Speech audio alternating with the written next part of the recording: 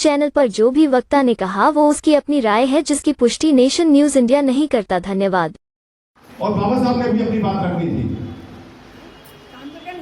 क्योंकि बहुत जद्दोजहद थी, क्योंकि बाबा साहब ने कभी गांधी को महात्मा नहीं माना। वो ये शब्द बोलते थे, हुई महात्मा, ये शब्द थे महात्मा गांधी जी को, बाबा साहब के, हुई महात्मा।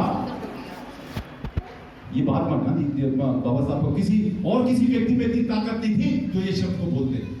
मैं किसी के बुराई नहीं कर रहा हूं, लेकिन बाबा साहब का हुआ शब्द बोल रहा हूं कि उन्होंने, बाबा साहब ने ये शब्द चर्चा में किया था। जब कॉन्फ्रेंस कॉन्फ्रेंस के लिए इंग्लैंड जाना हुआ, बाबा को तो उस टाइम देखिए, गंगाधर उनका पुत्र अंतिम सांस ले रहा था।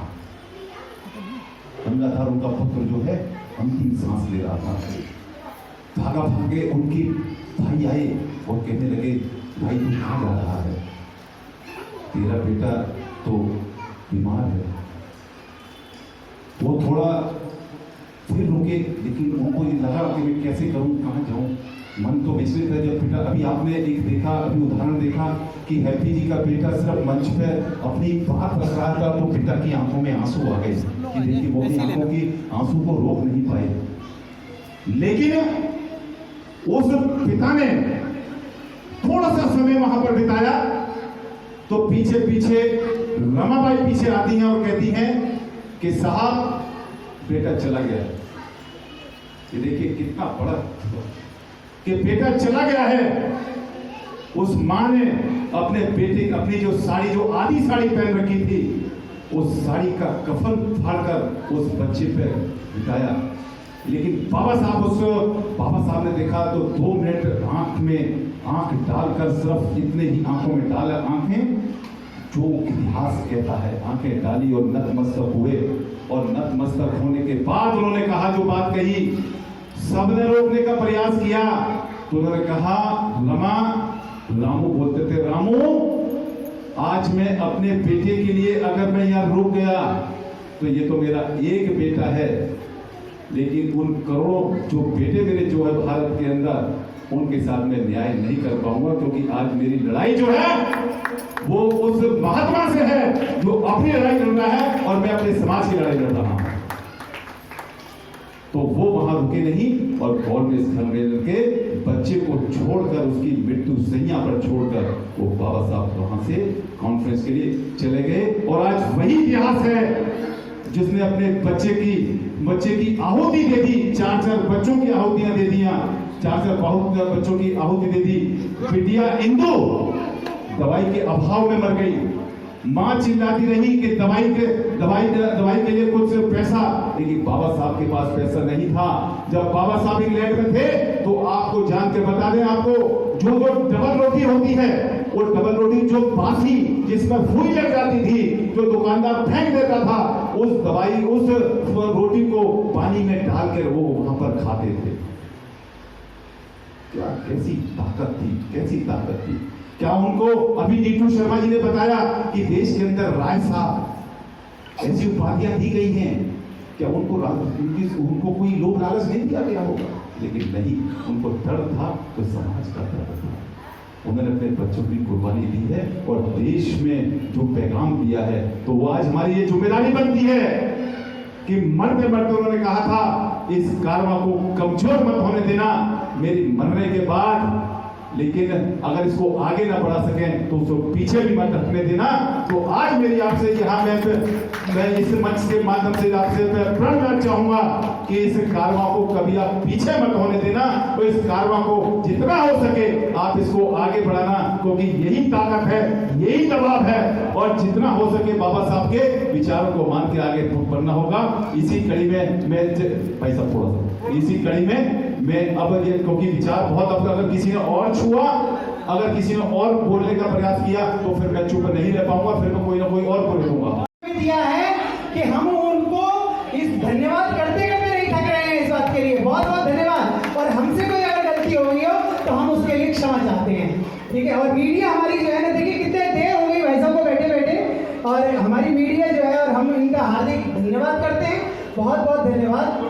और देखिए जो हमारे मिस्टर एंड मिसेस अध्यक्ष जो है हमारे बीच में आए हैं, तो ये हमारा सौभाग्य। आप इधर आ जाइए सुमित्रा जी।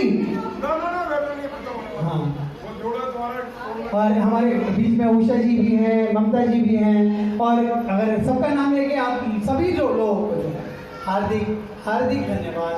बाबा साहब भीमराव अम्बेडकर के 132वें जन्मदिवस पर देखिए बहुत सारे चीज़ें बोली जा चुकी हैं, और मैं तो रोज ही सबको बोल करता रहता हूँ, हर ग्रुप में, हर चीज़ों में लोग परेशान हैं कि बाबा साहब करता रहता है। तो लोग बहुत परेशान हैं कि लंबे लंबे कौन पढ़ता है, हैं? मैं पढ़ता हूँ।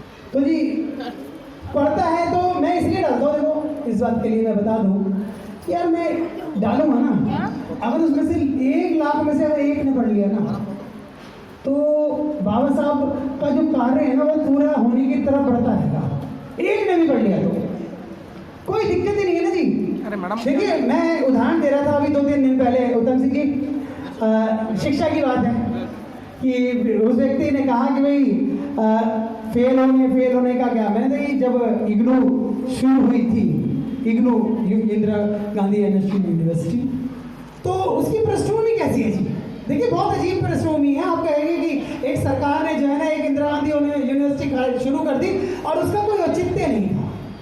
औचित्य था ना, औचित्य था कि हम जो ना पढ़ने वाले लोग हैं उनको उठाएं।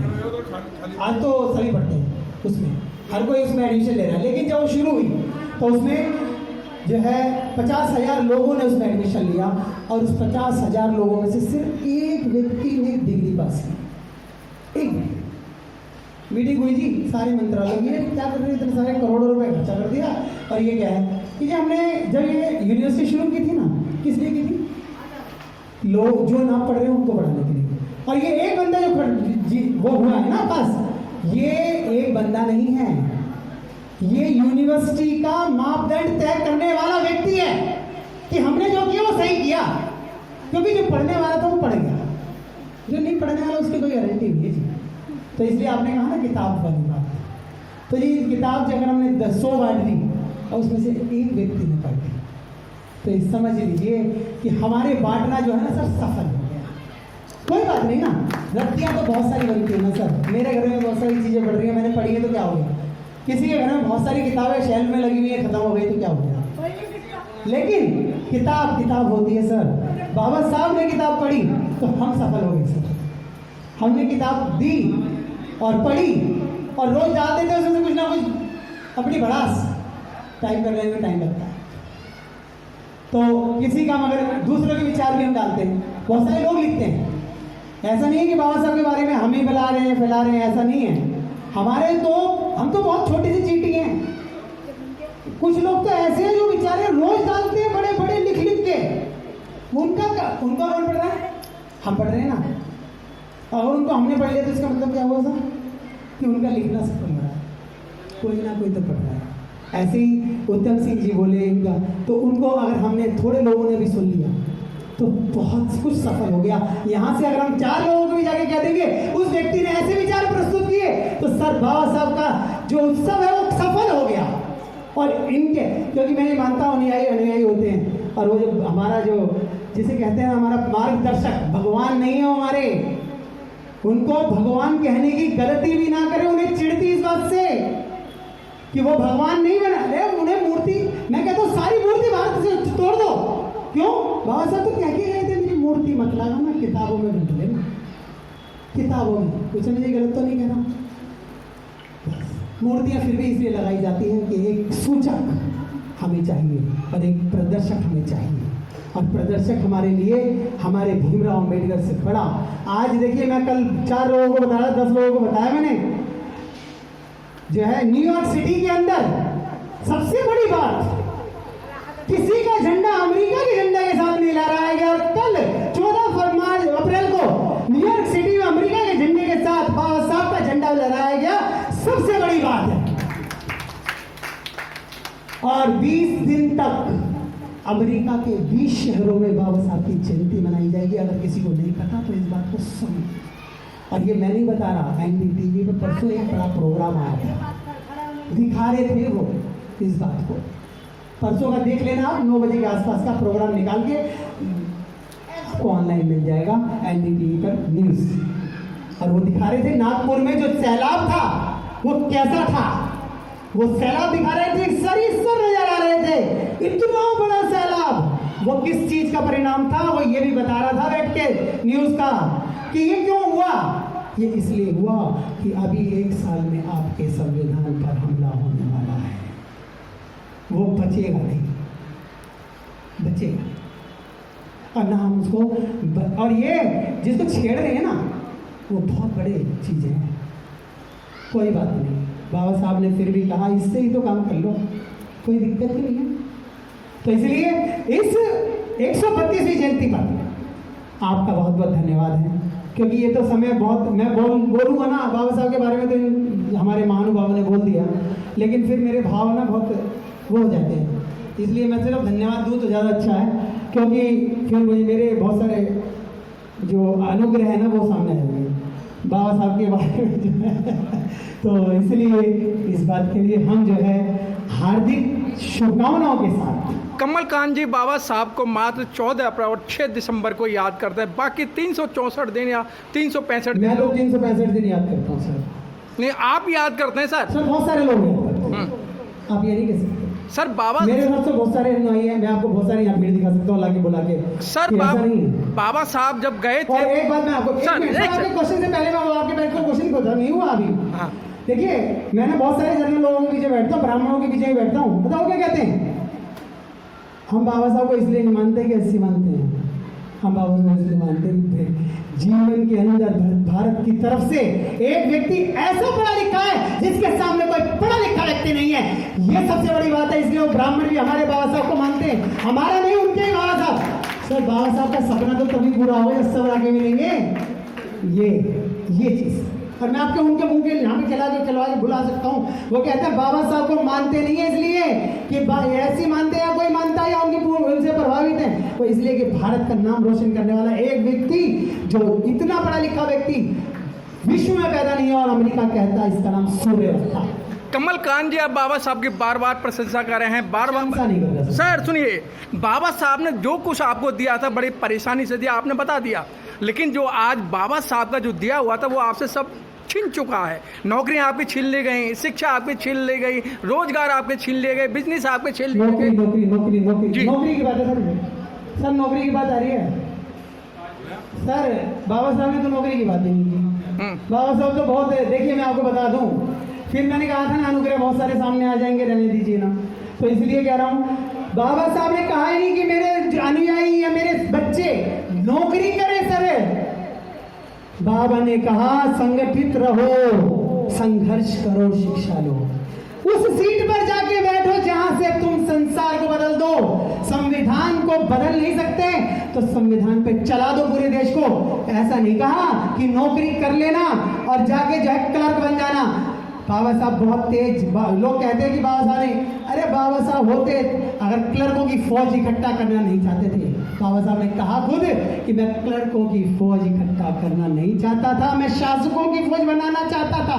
और शासकों की फौज तभी बनेगी जब हम शासक बनेंगे, और शासक बनने के लिए आवाज उठाना बहुत जरूरी है। आवाज उठाना जिस दिन आ गया उस दिन बाबा साहब की सारी बातें पूरी हो जाएंगी। सर बाबा साहब ने 56 में कहा था कि मुझे पढ़े लिखे लोगों ने धोखा दिया है, और आज भी धोखा दे रहे हैं। आज बाबा साहब के नाम पे, सर बाबा साहब के नाम पे लाखों संगठन है, करोड़ों संगठन बन गए, लेकिन आज गले में माला और विचारों पे ताला चल रहा है। सर आप कैसी बात कर रहे हैं जी? आपने पहली बात की जवाब सर, पहली बात का जवाब है कि बाबा साहब ने कहा था कि मेरे लोगों ने धोखा दिया। सर ये नहीं, प्रोनाउंसिएशन ठीक कर लो, हमारे लोगों ने धोखा नहीं, उन्होंने कहा था कि हमारे लोगों ने कैसे धोखा देना था, कि हमारे लोगों के साथ धोखा भी तो हो गया। कैसे धोखा हो गया? पृथक निर्वाचक मंडल नहीं दिया आपने, उनको जो है उनको क्या किया, उनको ब्लैकमेल कर लिया, उनको ये कर लिया। उनके पीछे भी हमारे लोग ही खड़े थे। आज भी हमारे लोग, हमारे जो है ना मान्यवर, हमारे लोगों को लाते लाते थक गए, साइकिल पर चलते चलते थक गए। वो कहते थे अपने लोगों को इकट्ठा करूंगा, इकट्ठा करते करते बाबा साहब को याद करते करते चले गए। जितना समाज इकट्ठा कर दिया, इतना समाज इकट्ठा कर दिया, एक व्यक्ति ने साइकिल पर चलकर आप बाबा साहब को नहीं, हमारे मान्यवर को याद कर लो, सबसे बड़ी बात है। पूरे देश के अंदर जिस व्यक्ति जो इंजीनियर था, उसके बाद एक दिन जो है ना पैसे नहीं थे जो रेलगाड़ी की टिकट क्या पे, और फिर जिस दिन वो हमें हवाई हेलीकॉप्टर में चढ़ा तो उसने सोचा यार जब मैं तुम्हें हेलीकॉप्टर तक ले आया, बाबा साहब जहां तक छोड़ के गए थे। Press the bell icon on the YouTube app and never miss another update.